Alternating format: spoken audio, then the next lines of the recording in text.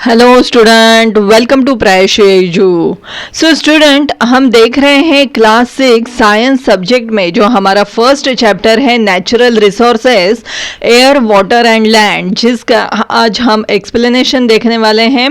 तो last lecture में हमने वाटर देखा था, तो उसका कुछ पार्ट हमारा रिमेनिंग था।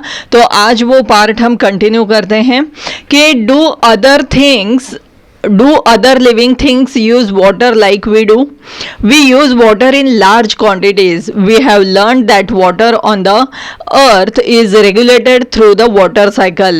The water vapor formed from the oceans is the main source of water in the water cycle. It gets converted into rain, creating fresh water sources on earth.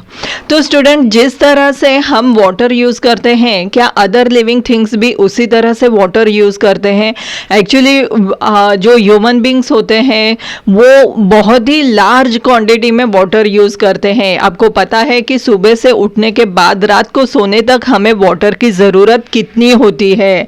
तो ये जो वाटर है ये हमें कहाँ से मिलता है? एक्चुअली ये जो वाटर होता है ये वाटर साइकिल से हमें मिलता है। वाटर साइकिल मतलब क्या कि जो बारिश होती है, बारिश होने के बाद जो पानी हमें मिलता है वो फ्रेश वाटर हमें मिलता है। हमने यहाँ पे देखा है, देखो ये जो बारिश होती है ये बारिश किस वजह से होती है कि जो वाटर वेपर जो फॉर्म अप होता है, जो ओशन से फॉर्म अप होता है, बराबर है। ओशन मतलब क्या? जो हमारा जो समुद्र होता है उससे जो वाटर वेपर फॉर्म अप होता है वो फिर वो मेन सोर्स होता है वाटर साइकिल के लिए। और फिर बारिश होती है और बारिश से फिर हमें फ्रेश वाटर मिलता है।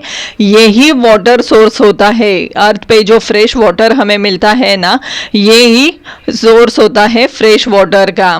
Okay, we get water from natural sources such as streams, rivers, ponds, springs, and lakes.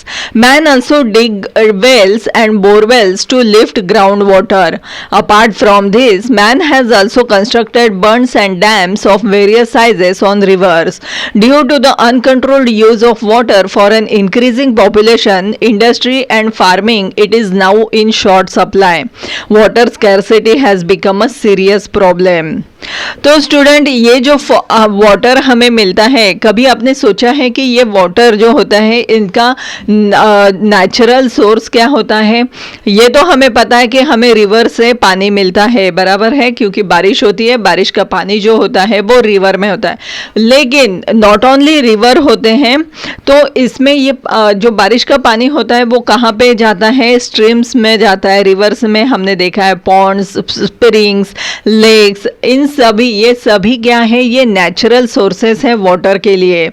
Not only this, इसके अलावा जो मैन होते हैं वो क्या करते हैं कि वो वेल्स तैयार करते हैं, बोरवेल्स हमने देखा है। तो ये भी एक बहुत ही अच्छा सोर्स है पानी के लिए, जो अंडरग्राउंड वाटर हमें उससे मिल जाता है। ओके, इसके अलावा जो डैम्स होते हैं, रिवर्स के ऊपर जो डैम्स होते हैं वो भी मैन मेड होते हैं।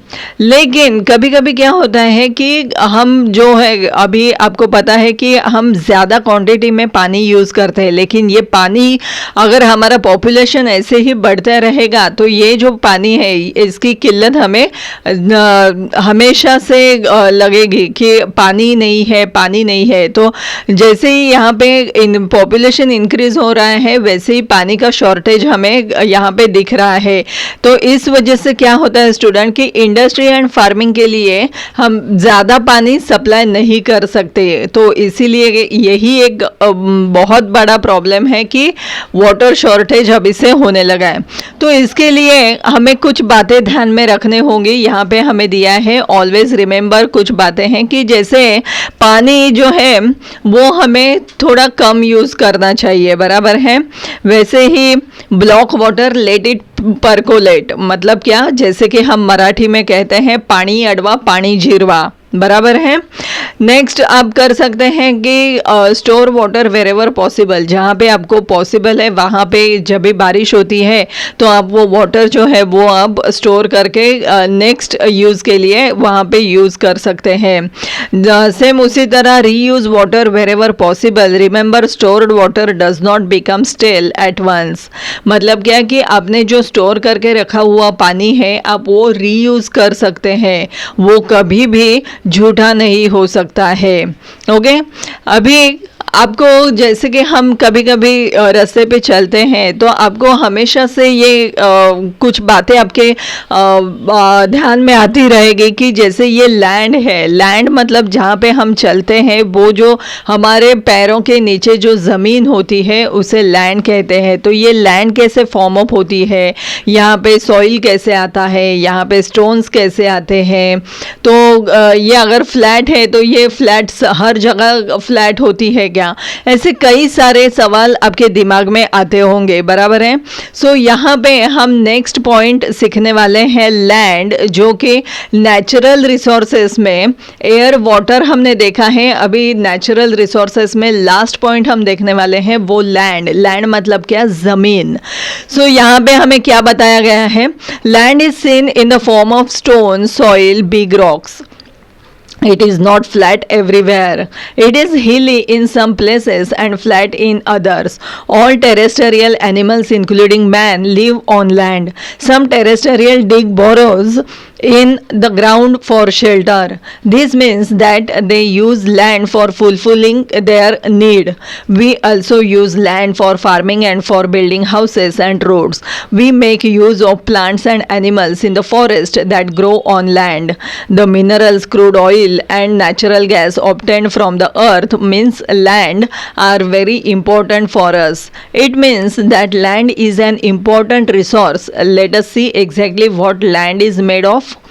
तो यहाँ पे लैंड मतलब किसकी बनी होती है, तो कुछ स्टोन्स होते हैं, कुछ सॉइल होते हैं, कुछ बड़े बड़े जो रॉक्स होते हैं, उनसे ये लैंड बनती है। लेकिन अगर आपको लगता है कि जैसे हम रास्ते पे चलते हैं तो ये लैंड हर जगह पे फ्लैट ही होती होगी, तो ऐसा नहीं है। हर जगह पे ये फ्लैट नहीं होती है, कुछ जगह पे ये हिली होती है। हिली मतलब क्या, तो जैसे कि कुछ जगह पे ये ऊंचाई होती है, कुछ जगह पे नीचाई होती है, ये फ्लैट नहीं होती है एवरीवेयर। ओके, और जो टेरेस्टेरियल एनिमल्स है, मतलब मैन भी टेरेस्टेरियल एनिमल्स है, तो उसके साथ ही टेरेस्टेरियल एनिमल्स जो होते हैं वो इस ज़मीन पर रहते हैं। टेरेस्टेरियल एनिमल्स मतलब क्या, जो ज़मीन पर रहने वाले एनिमल्स होते हैं वो।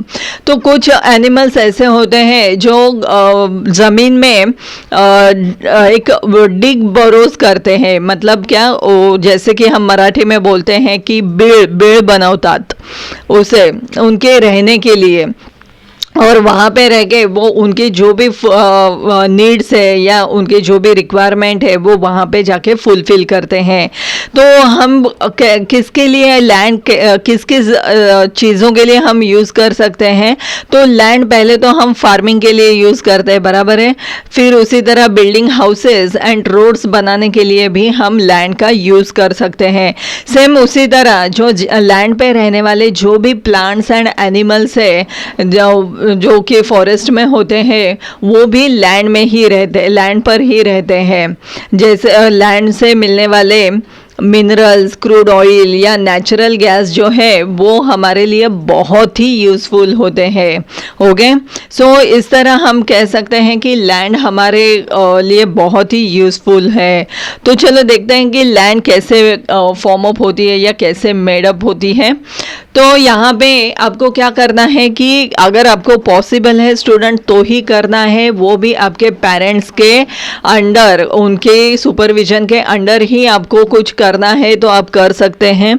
तो यहाँ पे हमें दिया गया है एक एक्सपेरिमेंट, जैसे कि आपको एक ट्रांसपेरेंट बॉटल लेना है, उस बॉटल में आपको हैंडफुल ऑफ सॉइल, मतलब क्या, थोड़ा सा मुट्ठी भर कुछ सॉइल आपको उसमें लेना है, कुछ स्टोन्स डालने हैं, कुछ सैंड है, कुछ ड्राई लीव्स है एंड वाटर है।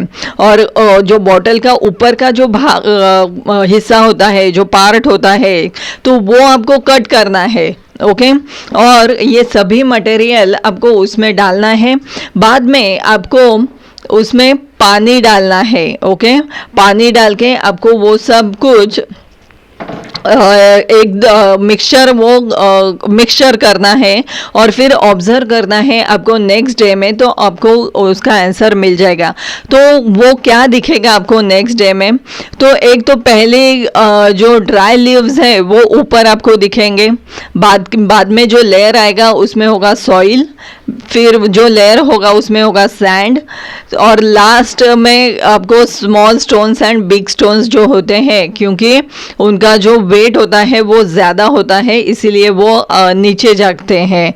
ओके ये है layers of the mixture in the bottle. Okay so student, the land on earth also looks like this. If a pipeline is being laid in your neighborhood, observe carefully the pits dug for this purpose. You will see some layers under the land surface as shown in accompanying figure.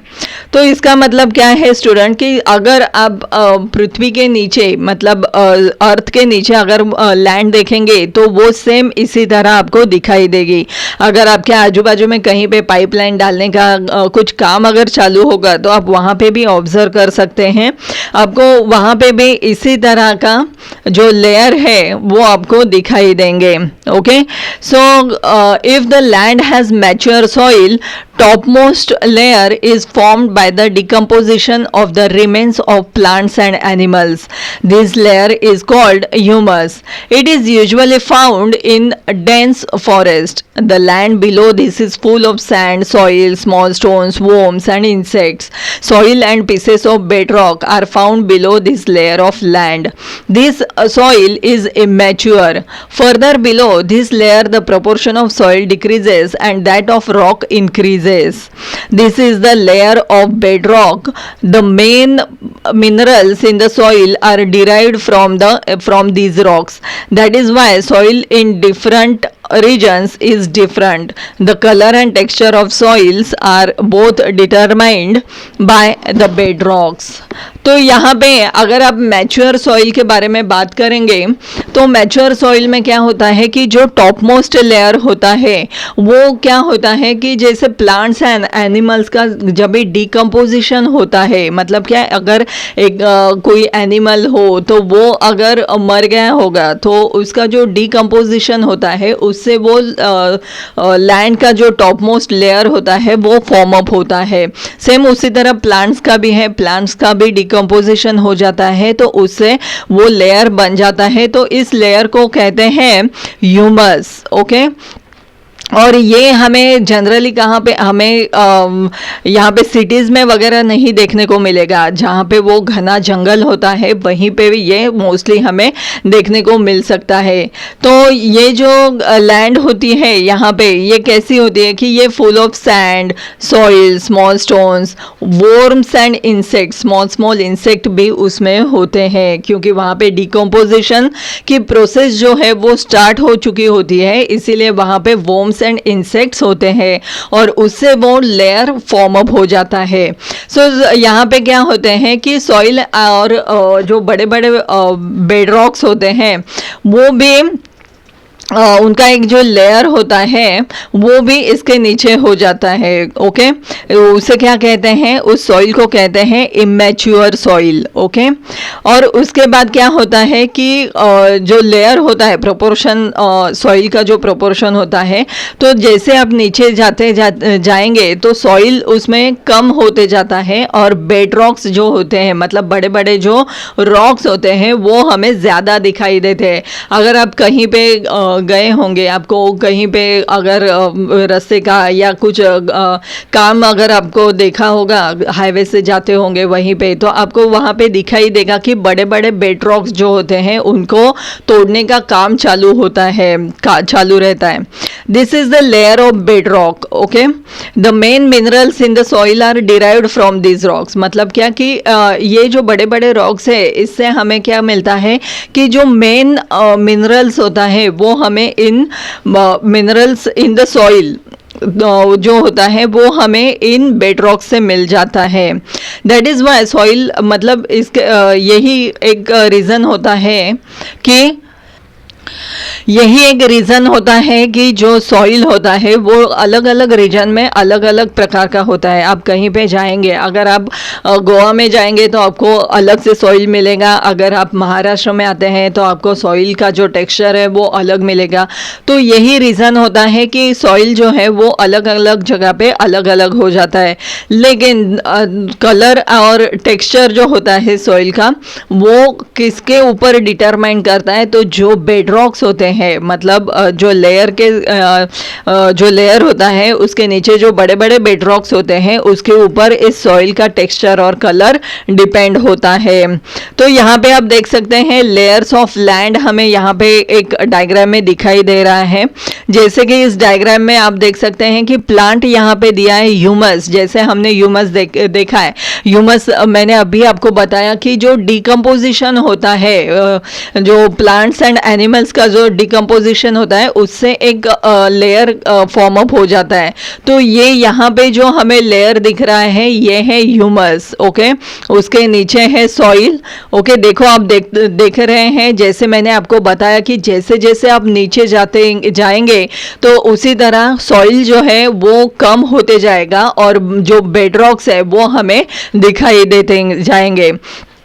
आप यहाँ पे देख सकते हैं ये है immature soil. जैसे कि मैंने आपको तभी बताया इमेच्योर सॉइल में क्या क्या इंक्लूड होता है. वहाँ पे सैंड भी होती है, सॉइल होता है, स्मॉल स्मॉल स्टोन्स होते हैं, स्मॉल स्मॉल इंसेक्ट होते हैं, वोम्स होते हैं. तो उसके बाद जो लेयर आता है वो है सॉइल एंड स्मॉल रॉक्स का.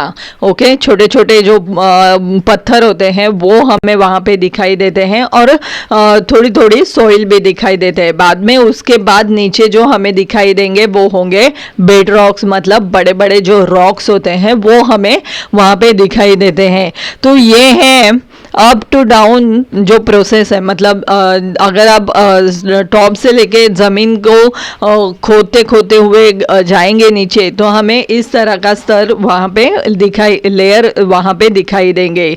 तो स्टूडेंट, इस लेक्चर में हमने सीखा कि लैंड कैसे फॉर्म अप होती है और क्या होता है. तो आगे का जो पार्ट है वो हम नेक्स्ट लेक्चर में कवर करेंगे. अगर आपको इस लेक्चर में कुछ डाउट रहेंगे तो आप मुझे कमेंट करके पूछ सकते हैं. और ये अगर वीडियो आपको पसंद आता है तो इसे लाइक और शेयर ज़रूर करना. So student, thanks for watching this video.